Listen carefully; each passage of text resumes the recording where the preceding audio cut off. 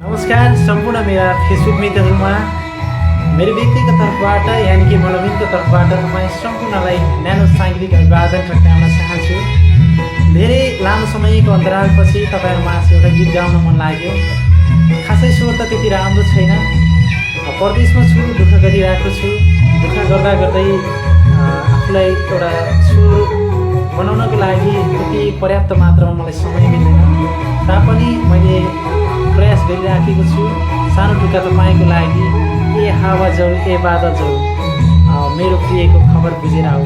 यो मिठो गीत तपाईँको लागि गाउने प्रयासमा छु। के कस्तो लाग्छ सल्लाह सुझाव दिनु होला है त। कुटु कुटु यो मुटु खाइरहन्छ, हरेक पलमा उनकै याद आइरहन्छ।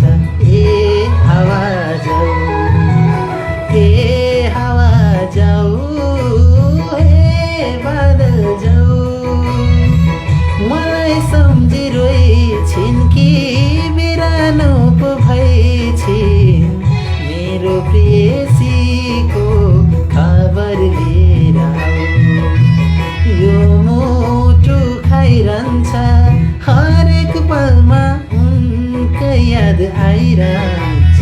हे हावा जाऊ हे हावा जाऊ हे बादल जाऊ, मलाई सम्झी रोइछिन् कि बिरानो पो भइछिन्, मेरो प्रेयसीको खबर लिएर आऊ।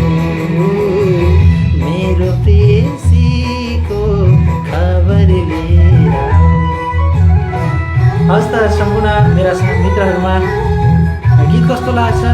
खासै राम्रो गाउन त आउँदैन, कस्तो लाग्छ सल्लाह सुझाव दिन होला भन्दै अहिलेको लागि छुट्टिन्छु। हवस् त, नमस्ते।